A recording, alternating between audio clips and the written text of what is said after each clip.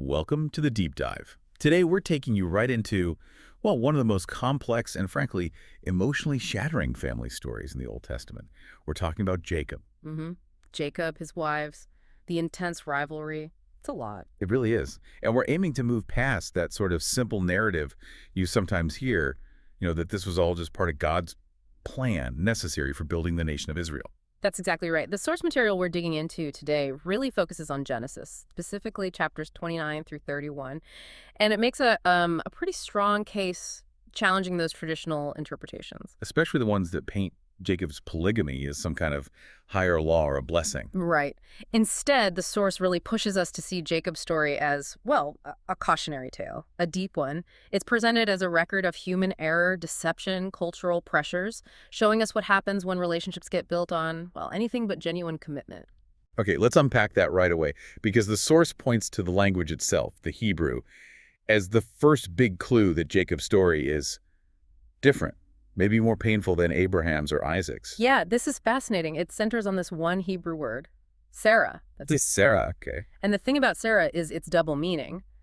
Overwhelmingly, in the Hebrew Bible, it means negative things. Adversity, affliction, anguish, distress, trouble. Just generally bad stuff. Wow, okay, so adversity, trouble. But crucially, one of its other established meanings is plural wife. Wait, seriously, the word for plural wife is the same word as trouble and anguish. Exactly. It's like a built-in commentary, isn't it? The source argues this isn't just a coincidence. It suggests that Jacob's family life, the constant fighting, the jealousy, the deception, was so notoriously miserable So infamous. that it actually defined the word. The chaos in Jacob's tents was so intense, so historically significant, that plural wife and trouble essentially became synonyms in the language. That's a powerful linguistic indictment. It forces you, the listener, to think, okay, if the word itself means trouble, maybe the scripture isn't giving us a blueprint here. Maybe it's giving us a warning sign. Precisely. And that sets the stage perfectly for the source's whole approach. Reading this part of the Old Testament as a cautionary tale, we learn from the negative examples too. Like seeing the effects of parental favoritism in the patriarch stories. And Jacob's life is just steeped in that, isn't it? He wasn't just a victim of it later on. He was shaped by it from the beginning. Absolutely. You have to remember his childhood. His father, Isaac, loved Esau, the outdoorsy hunter. His mother, Rebekah, favored Jacob, the quieter one. That classic split. And that split led directly to deception. Rebekah and Jacob conspired together, remember, with the goat skins on Jacob's arms and neck. Right, to fool the blind, elderly Isaac. Into giving Jacob the birthright blessing that was meant for Esau. Short-term gain, but the long-term consequences were devastating. Devastating is the right word. Esau was furious, utterly betrayed. He vowed to kill Jacob. So Rebekah, in a panic, tells Jacob to flee, just for a little while, she says, just until Esau cools down. But the source really highlights the tragedy here. Jacob wasn't gone for a few days. He was gone for over 20 years. An exile, basically. And here's the part that really hits home, the cautionary element. The scriptures tell us about Jacob and Esau eventually reuniting, that wonderful scene of forgiveness. A powerful reconciliation. But there's a silence in the text that's deafening. The source points out there's no mention anywhere of Rebekah ever seeing Jacob again. Oh, wow. So the implication is? The strong implication is that she died while he was away.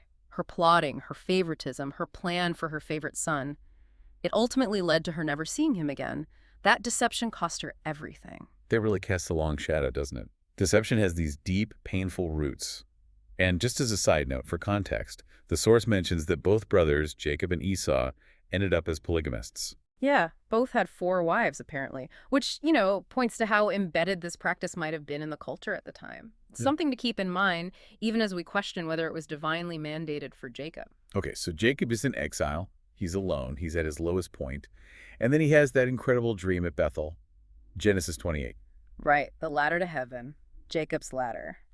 And God appears and reaffirms the promise, the same promise given to Abraham and Isaac, the promise of countless descendants, infinite posterity. And that promise is key because it's often used as the justification, right? Yeah.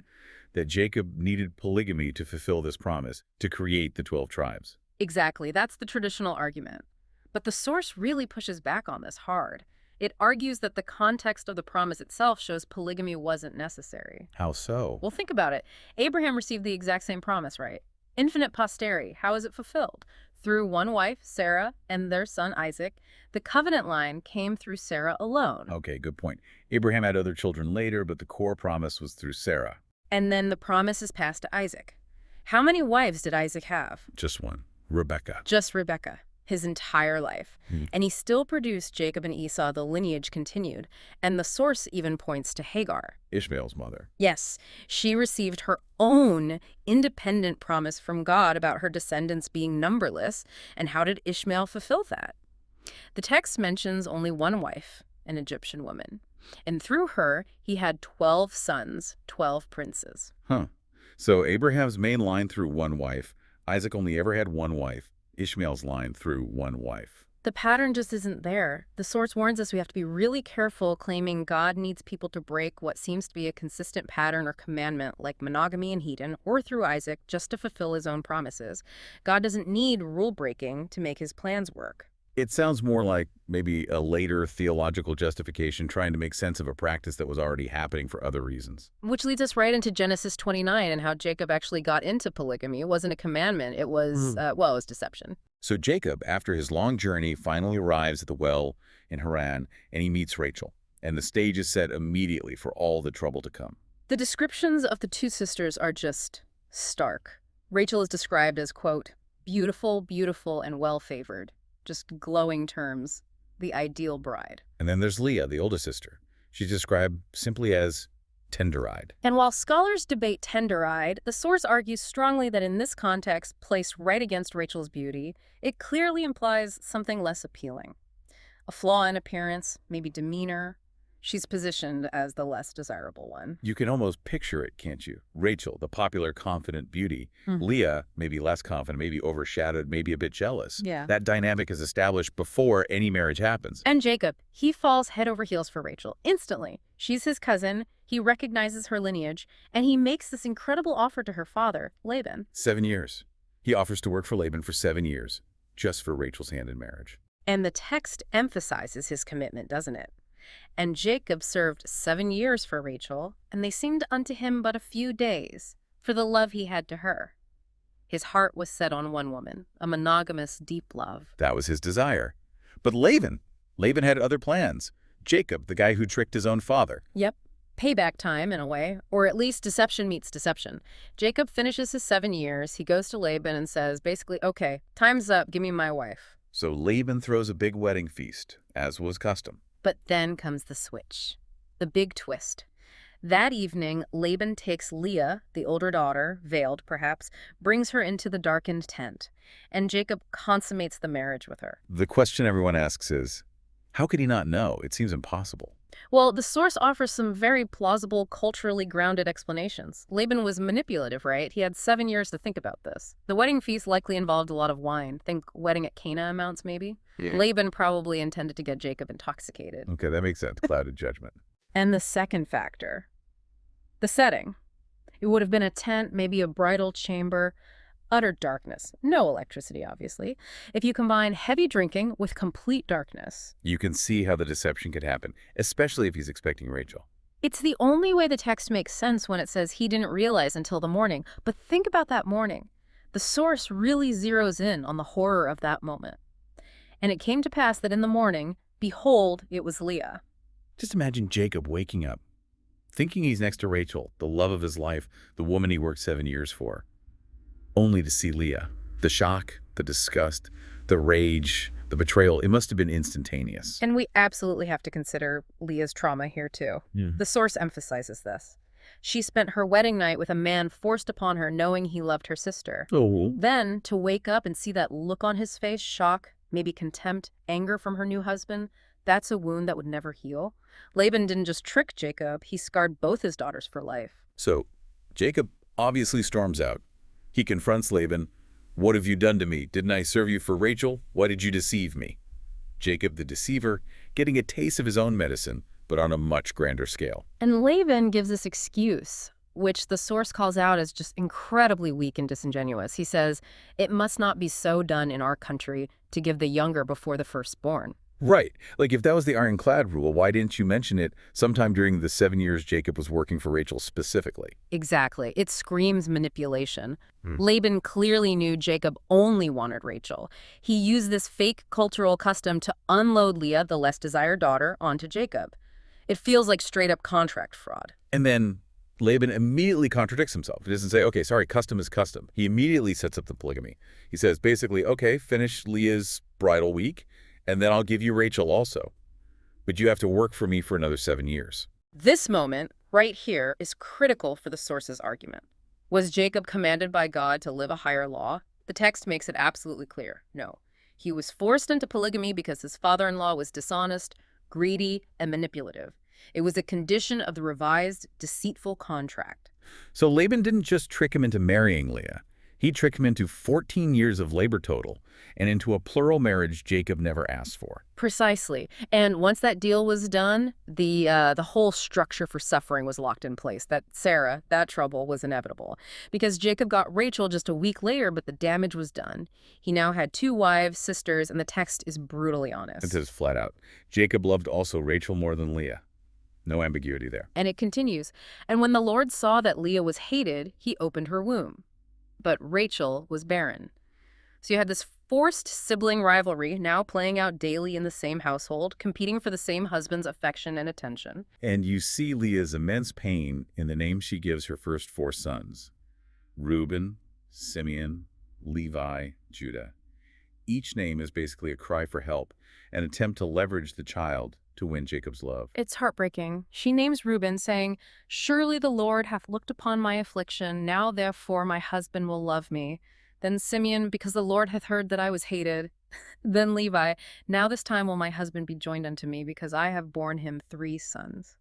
It's this constant cycle of hope and disappointment. She keeps performing, keeps bearing sons, thinking this will be the thing that finally makes him love her, or at least be joined to her. It highlights the absolute futility of trying to earn love through performance, through checking boxes.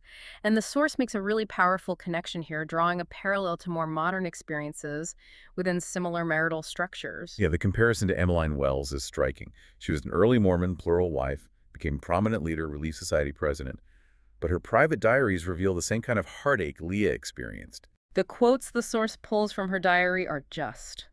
They echo Leah's pain across the centuries. Wells wrote things like, "If he could only feel towards me in any degree as I do towards him, how happy it would make me." You feel that ache of unrequited love within a marriage. And this one is just devastating. He is surrounded with love on every side, and I am cast out. Oh, my poor aching heart. It perfectly captures that feeling of being the lesser wife, the one who isn't the favorite. And this gets to a core theme the source identifies. Leah, and by extension, figures like Wells, represent the painful dead end of trying to earn love. Whether it's a spouse's love or, the source suggests, even trying to earn God's love through works. That mindset that our performance makes us worthy. Yeah. It creates this constant anxiety, doesn't it? You're either competing and judging others or feeling hopelessly inadequate yourself. Exactly. It's a bottomless pit. The source suggests the way out, the spiritual lesson here, is recognizing that God's love isn't earned. It's constant, it's eternal, it's something we discover and live within. Our good actions, our joy, should flow from that security, not be a desperate attempt to achieve it. A profound lesson drawn directly from the pain embedded in this story. But of course, the suffering wasn't just Leah's. Rachel had her own deep pain. Right. She was the beloved wife, yes, but she was barren. And in that cultural context, and especially in this competitive polygamous setup, barrenness was a huge source of anguish. She had to watch Leah bear son after son for Jacob. Her envy and desperation boiled over. She confronts Jacob, saying, "Give me children, or else I die," a cry of absolute despair. And Jacob's response is telling too. He gets angry. "Am I in God's stead who hath withheld from thee the fruit of the womb?" He's frustrated. He feels powerless too. So Rachel resorts to the same strategy Sarai used with Hagar. She gives her handmaid, Bilhah, to Jacob as a surrogate. And then Leah, seeing she had, quote, left bearing, which implies Jacob probably wasn't sleeping with her anymore, does the exact same thing with her handmaid, Zilpah. Now, the source really urges us to pause and consider Bilhah and Zilpah here. The slave women. Their lack of voice is stark. We never hear them speak in the entire narrative. Their children are born Dan, Naphtali, Gad, Asher, and immediately Rachel and Leah name them and claim them as their own. These women were treated purely as reproductive instruments. This leads to the source's use of the term sex slavery, which needs careful handling, but the source explains its reasoning. Yes, it clarifies. They weren't necessarily being sold in a sex market, but they were slaves. They had zero bodily autonomy. They couldn't say no. They were compelled by their mistresses to have sexual relations with their master Jacob for the sole purpose of producing children for those mistresses. It's exactly the scenario depicted in things like The Handmaid's Tale, where sex is mandated for reproduction, completely divorced from choice or relationship, serving the owner's agenda. And the source is firm. Just because this is in the Bible doesn't mean we should excuse it or sanitize it. It was a form of slavery involving sexual coercion, a violation of dignity, and it should be seen for the abhorrent practice it was. Another layer to the Tsarah caused by Laban's initial deception. The whole situation just spirals downwards, doesn't it? Yeah. The commodification of relationships gets even more explicit with a bizarre incident involving the mandrakes. Oh, the mandrake story. Yeah, the source calls this, maybe slightly tongue-in-cheek, the earliest recorded incident of swapping sex for drugs. Okay, what exactly are mandrakes? The source gives some background. They're real plants, likely the mandragora species, and they are actually toxic, potentially dangerous in large amounts, but in small doses, they're psychoactive. Psychoactive, like a drug. Yeah. And while this story links them to fertility, the source notes that they were also known anciently as anesthetics, or interestingly, as aphrodisiacs. They even get mentioned in the Song of Solomon in that context. So Reuben, Leah's oldest son, finds these mandrakes in the field, brings them to mom. And Rachel, still barren, maybe desperate for a fertility boost, maybe just wanting the psychoactive effect, sees them and immediately wants them. This sets up an astonishingly blunt negotiation. Leah sees her chance. She basically says to Rachel, "Isn't it enough that you've taken my husband? Now you want my son's mandrakes too." The resentment is palpable. You have the man, now you want the plant. And Rachel makes the trade. It's stated so transactionally. Therefore he shall lie with thee tonight for thy son's mandrakes. Intimacy traded for a plant. And then Leah actually goes out to meet Jacob coming in from the field and announces the deal. "Thou must come in unto me, for surely I have hired thee with my son's mandrakes." Hired thee. She had to hire her own husband for a night, a man she was already married to, the father of her 4 sons already. The source just lets that sink in the sheer degradation of it. It's the absolute low point, isn't it? The relationship reduced to a pure transaction. Again, showing this family life was driven by desperation and bargaining, not love or divine guidance. And following this hired night, Leah does conceive again. She has Issachar, Zebulun, and then finally a daughter, Dinah. And with Issachar and Zebulun, her naming still reflects that hope that her performance, her fruitfulness, will finally make Jacob dwell with her. It's just relentless. Meanwhile, the source questions the mandrake's role in Rachel finally getting pregnant later with Joseph. Was it the magic plant from years before? Or was it, as the text explicitly states, that God remembered Rachel and opened her womb? The narrative gives credit to God, suggesting the mandrake superstition was just that superstition. So finally, Joseph is born. Jacob has a son with Rachel, his beloved wife. And the source notes, just like with Sarah having Isaac, once the favored wife had a son, Jacob's already strong favoritism just intensified and became visible to everyone. All the other children kind of faded into the background emotionally for him. And this favoritism wasn't just felt, it was physically demonstrated in that terrifying moment when Jacob decides to leave Laban. He's afraid Esau is coming to attack him with 400 men. Right. He's scared his whole family will be wiped out. So what does he do? He arranges them in layers based on who he wants to protect the most, which inherently means who he values least. It's chilling. The source lays out the order based on Genesis 33. In the very front, the most vulnerable position, facing Esau's potential onslaught. The handmaidens, Bilhah and Zilpah, and their 4 sons, Dan, Naphtali, Gad, Asher. The sons of the slaves put out front first. Then, in the middle layer, a bit safer but still exposed, Leah and her 6 sons and daughter. And then in the very back, the most protected, safest position, Rachel and her 1 son, Joseph. The source doesn't see this as just logistics. It's a visual hierarchy of worth. Jacob literally lined up his family based on who he was most willing to sacrifice first. Can you imagine being Dan or Gad or Reuben, standing there, seeing your father place you closest to danger, while the baby brother Joseph and his mother are shielded in the back? The message is brutally clear. You are expendable. He is precious. And the source argues this moment, this graphic display of favoritism, is the seedbed for the brothers' hatred of Joseph later on. That deep, poisonous resentment that led them to plot his murder and sell him into slavery. It started here, seeing how little they mattered compared to him. So Jacob, who was a victim of favoritism himself, ends up perpetuating the exact same destructive pattern in the next generation. It's tragic. And the architect of all this chaos, Laban. Just before Jacob escapes his grasp, we learn one final crucial detail about his character. Yes. It underscores why linking Jacob's polygamy to anything divine feels so wrong. We find out Laban wasn't just a cheat and a liar. He was an idol worshiper. The text talks about his images, or teraphim, that Rachel steals when they leave. Right, and teraphim weren't just trinkets. The source explains they were often household gods, maybe linked to ancestor veneration, but also sometimes used as proof of property rights or inheritance in that culture. So Rachel stealing them was a big deal. Maybe spite, maybe clinging to old ways. But the key point the source makes is, the man who caused Jacob's polygamy through deception was himself an idol worshiper, completely outside the covenant relationship Jacob had with God. It firmly roots the practice in corrupt human culture, not divine will. It adds that final layer. The source of the plural wife problem was an idolater. Okay, so Jacob leaves. Laban pursues him. There's a tense standoff. They finally agree to make a covenant of peace, setting up a pillar, Galid, as a witness. And this is where the narrative delivers a stunning contradiction for anyone arguing polygamy was Jacob's divine destiny or a path to glory. What happens? Laban, the guy who forced Jacob into polygamy in the first place, makes Jacob swear an oath. And part of that oath, witnessed by God, is this: "If thou shalt afflict my daughters, or if thou shalt take other wives besides my daughters, God is witness betwixt me and thee." Wait, Laban makes Jacob promise not to take any more wives beyond Leah and Rachel. Exactly. Laban, the originator of the problem, puts a limit on Jacob's polygamy. The source hammers this point.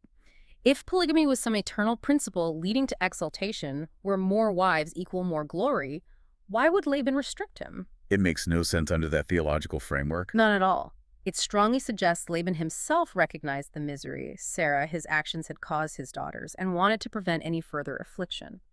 Even the instigator saw it as a source of suffering to be capped, not a blessing to be expanded. It seals the argument for the source that Jacob's polygamy was purely a messy human situation, not God's plan. Okay, so the polygamy itself is framed as a negative, a burden imposed by Laban. But what about the children born from this complicated setup? Specifically, the sons of the handmaidens. This is another really interesting development the source highlights. Remember back in Abraham's time? There was a huge emphasis on the covenant line passing only through Isaac, the son of Sarah, the free woman. Ishmael, son of Hagar the bondwoman, was excluded from that specific covenant lineage. Paul even emphasizes this later in Galatians. We are not children of the bondwoman, but of the free. Right, a clear distinction was made. But in Jacob's generation, that distinction seems to completely disappear. 4 of the 12 tribes of Israel, Dan, Naphtali, Gad, and Asher, descend directly from Bilhah and Zilpah, the handmaidens, the slave women. So, those sons of the bondwomen are fully included. Fully included. Equal footing. Foundational patriarchs of their tribes. No mention of them being inferior or having a lesser inheritance because their mothers were slaves. That's a significant shift from the previous generation. It is, and the source uses this to pose a thoughtful, maybe slightly provocative question about Sarah's actions earlier.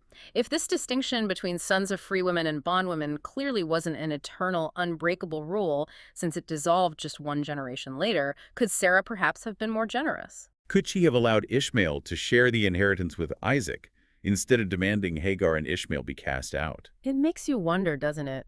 It suggests that maybe the rigid hierarchies and exclusions humans impose, often driven by fear or jealousy like Sarah's, might not perfectly align with God's broader, more inclusive covenant plans, which clearly found a way to fully incorporate the sons of Bilhah and Zilpah. That's a fascinating point about divine flexibility versus human rigidity. And what about Jacob himself in all this? How does the source characterize his role in the polygamy once it was established? The source is quite clear. Jacob was primarily a victim of the situation, not its enthusiastic master. It paints him less as a patriarch commanding multiple wives and more as the phrase used as a compliant breeding stud. Wow, okay, that's blunt. It means he was sort of caught in the middle, compliant as his wives competed intensely for him, using children and mandrakes as bargaining chips. The source argues he wasn't like later figures who might be seen as accumulating wives and children as symbols of status or power. He wasn't exercising unrighteous dominion, as later scripture would call it. Exactly. He seemed to just want peace and, ideally, his life with Rachel. The polygamy was imposed on him by Laban's deceit and contract, and he lived through the consequences rather than architecting it for his own glory. His compliance seems born of obligation and perhaps weariness, not patriarchal ambition. So, looking at the bigger picture of the patriarchs, Abraham, Isaac, Jacob, the source points out, we see this whole mix of ancient social practices that can be really confusing if we try to turn everything they did into timeless doctrine. Right. You've got polygamy, which the source argues was clearly detrimental and not commanded for Jacob.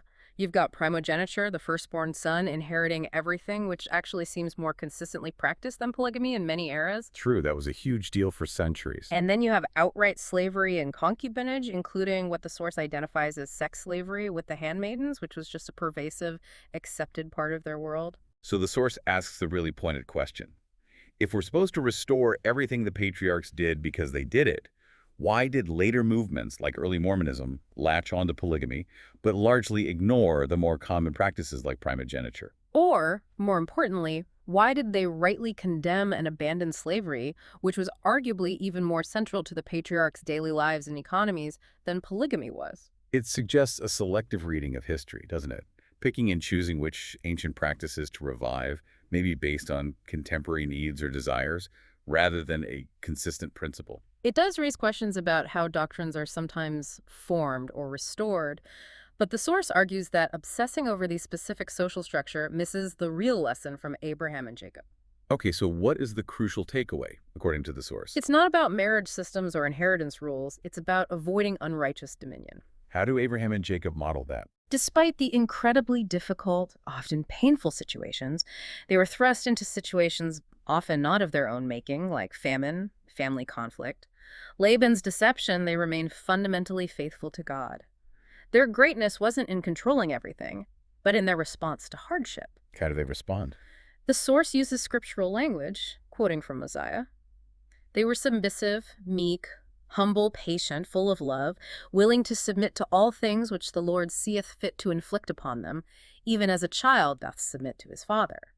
So it's that meekness, that yielding to God's will, even amidst human-caused chaos. That's the quality we should emulate. Precisely. That's the enduring lesson. Not the polygamy, not the slavery, not the primogeniture, but the humility and faithfulness despite those contexts. Which leads to the source's final strong implication about how Jacob and Abraham might view later developments. Yeah, the claim is that these men, as depicted in Genesis, meek, submissive, often victims of circumstance, focused on God's promise, would likely not resonate with later doctrines, like those in Doctrine and Covenants section 132, that strongly link eternal glory and kingly power directly to the number of wives one possesses. Because their own lives showed polygamy led to Tsarah, to trouble and suffering, not glory. Exactly. Their experience was the opposite of that equation. The source urges us to model ourselves after the actual character traits the scriptures highlight in these men, rather than trying to force their complicated lives to fit, quote, strange ideas about eternal status based on plural marriage that came much later. It's a call to read their stories as cautionary tales about human weakness and divine faithfulness, not as blueprints for specific social structures. Absolutely. Jacob's story in particular stands as this profound warning, linguistically, narratively, emotionally, against the very practice that defines so much of his life suffering. Okay, so to wrap up this deep dive, we've seen how the source material makes a compelling case that Jacob's polygamy wasn't a divine command, but stemmed from human deception, Laban's specifically. And then it brought nothing but Tsarah, trouble, anguish, rivalry to everyone involved. Right. From Leah's lifelong ache for love, to Rachel's pain of barrenness in a competitive household, to the handmaiden's lack of agency, and finally to the bitter resentment sown among the sons due to blatant favoritism. And significantly, we saw that the children of the handmaidens, the bondwomen, were ultimately granted full status among the tribes, suggesting human-imposed distinctions aren't always God's final word. Which really sets up our final thought for you, the listener, to ponder. Given that the children of Bilhah and Zilpah, born into slavery and surrogacy, were fully integrated as heads of tribes in Israel, receiving an equal share in the covenant promise, what does that ultimately tell us about the power, or maybe the limitations, of human-created hierarchies, conditions, and judgments when compared to the actual, often surprising and expansive nature of God's covenant faithfulness? Something definitely worth thinking about until our next deep dive.